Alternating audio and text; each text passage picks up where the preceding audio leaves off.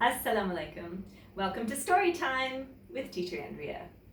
I hope everyone's doing well, and as usual, I hope you've been reading a lot. I know when I come back from holiday, I feel so busy and trying to get ready for work and school and all kinds of other things, and I don't get to read as much as I do when I'm on holiday, and I have to take the time and find that time. And so I hope you're finding the time. It's always best to create routines by choosing the same time every day and making it a habit. So bedtime is a great time to read. It's nice and relaxing.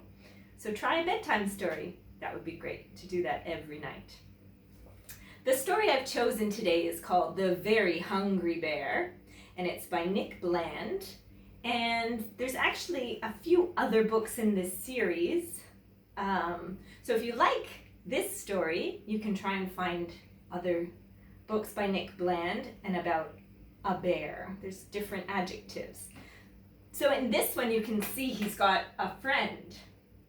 This is the main character, and his friend is a white bear that's native to my country. It's a bear that lives up in Canada, up in the north, although I've never seen one in the wild, although I would love to. So that's called a polar bear. And I chose this story today because it is from the genre of literature that I'm going to be introducing a little bit at my school this week. The story rhymes, so it's sort of part of the genre of poetry. So I hope you like it. It's a rhyming story called The Very Hungry Bear. Bear was in a grumpy mood. He hadn't eaten any food, and he couldn't catch a single fish to cook. He'd been hungry since the break of day, and every fish had got away. Now suddenly something huge was on his hook. He cranked the handle round and round. He yanked the line and wound. He flicked it here and waved it there. A hungry bear is very strong. So it didn't take him very long to discover that he'd caught...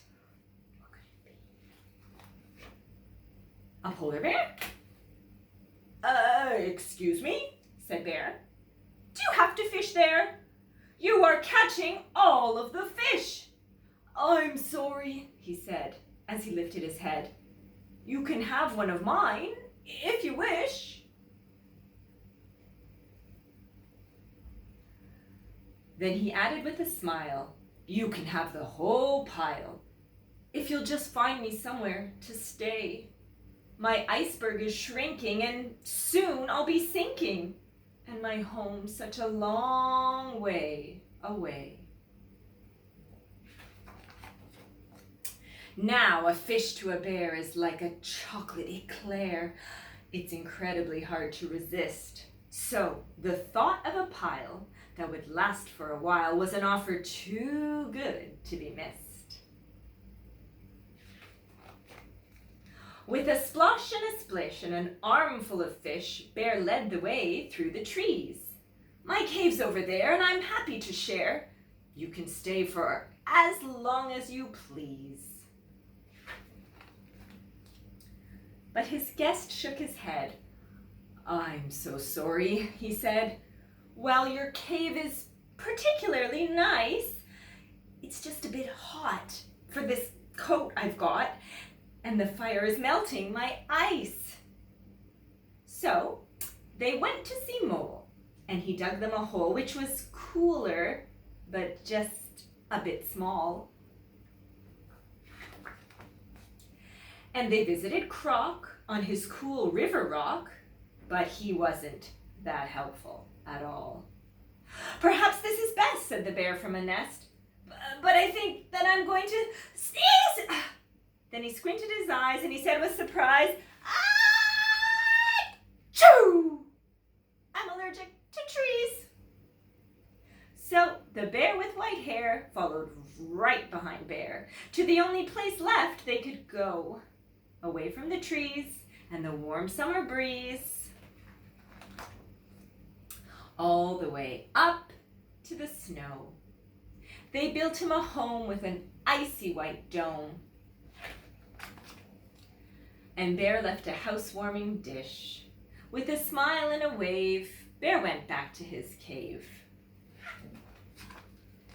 And he stopped on the way for a fish. So, that's a cute story. The bear ends up having to go right back where he started and fish for his own food because they lost all their fish right along the way. But actually, this story does kind of touch upon something that's happening. You may have seen a lot of our icebergs where bears like to float on while they're polar bears climb up on while they're swimming and hunting are melting.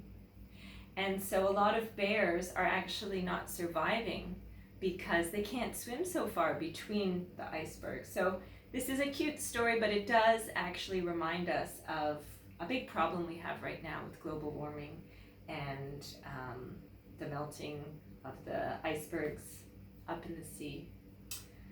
So this is actually an issue. Polar bears are having trouble, and it's something we need to think about. And this is why I love picture books, because they can be simple and they can be fun, but they make us think about really important things and issues in the world. So I hope you liked today's story. It's a bit of a short one, but a fun one. And as I said, it does actually touch upon a pretty important issue right now in the world. So if you have any comments or any suggestions for another story for me to read, don't forget to write me a comment below. And until I see you again, keep up your reading. Assalamu alaikum. Bye.